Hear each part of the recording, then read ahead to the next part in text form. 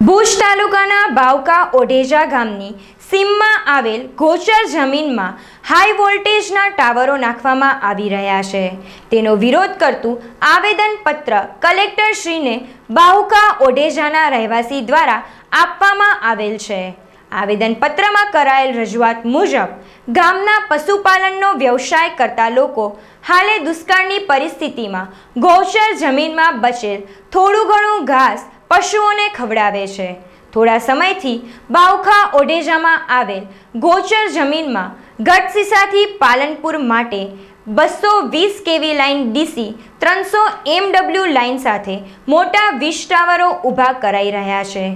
ગામની સીમની ગોચર survey number 111, 112 તથા 113 વાળી ગોચર જ મીનોમાં મોટા હાઈ વોલ્ટેજના ટાવર ઊભા કરી ગૌચર જમીન દબાણ કરવાની પેરવી થઈ રહેલ છે, જે સામે ગામ લોકોએ વિરોધ કરેલ છે। આ અગાઉ પણ તારીખ 7/1/2019ના રોજ આ બાબતે બાવખા ઓઢેજાના ગ્રામજનોએ આવેદનપત્ર આપેલ હતું। આમ છતાં કંપની દ્વારા કામ ચાલુ કરી નાખવામાં આવેલ છે। આ અંગે યોગ્ય તપાસ કરી પગલાં ભરવા માંગ આવેદનપત્રમાં કરવામાં આવેલ છે।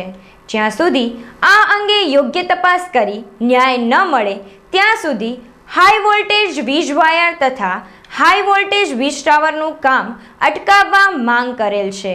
જો આ અંગે ન્યાય નહીં મળે તો ગામના પશુધન સાથે કલેક્ટર કચેરીને ઘેરાવ કરવામાં આવશે તેવું આવેદનપત્રમાં જણાવવામાં આવેલ છે।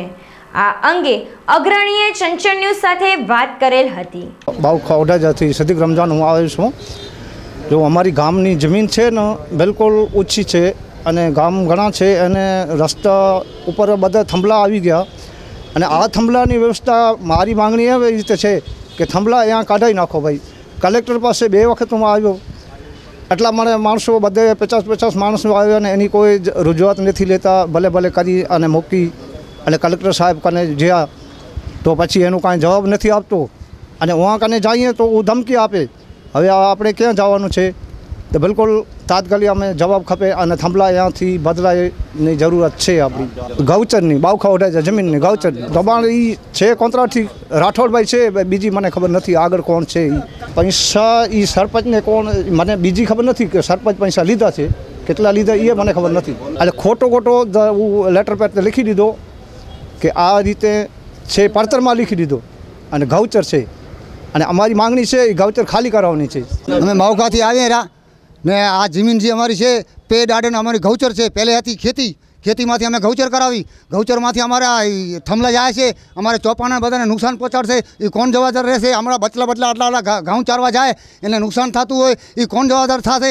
ખોટું બધું કાલે રહી ગયા છે, એ બધું ખોટું થઈ ગયું છે, બધા દબાણ કરીને બેઠા છે। કાલે જે બોલ્યા એ બધું ખોટું હતું, હવે જે હતા એ ગુંડાગરા ભેગા હતા, અમે સાચું બોલતા હતા તો હમણાં બધે દાદાગીરી કરતા હતા।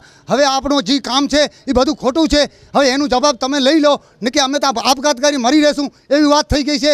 હવે હું અમે જઈએ છીએ તો અમને હોડાવે છે, અમે બીજે ફેરે અમે અહીંયા આવીને તમને આપ્યું હોય આ બધું અમારું હથિયાર, તમે હથિયારનું નિર્ણય કરો કાંઈ। અમે માલધારી બચા લઈને બધા હું જઈએ ચારવા તો અમારા માથે મારામારી કરવા આવે એવું આપણો કાંઈ નિર્ણય લો। તમે એમ ન કરો, તમે સરકાર છો, તમે નિર્ણય ન લો છો તો અમે આપઘાત કરીને મરશી તો અમારા બાળ બચ્ચા ક્યાં જશે? બધા અમે રજૂઆત કરવા એમ કલેક્ટર ઓફિસમાં આવ્યા હતા તો હવે પહેલે ફેરે આવ્યા, બીજે ફેરે આજે આવ્યા તો એનું કાંઈ નિર્ણય લ્યો ન લ્યો તો આપણે એને ભીરો કાપાવી નાખો, બીજું શું થાય? આપણું તો કાંઈ બીજું થાય નહીં, માણસોથી જબાનથી બોલાય, સાચું બોલાય, ખોટું બોલતા નથી। હવે એનું કાંઈ પગલાં લેવા તો લેવો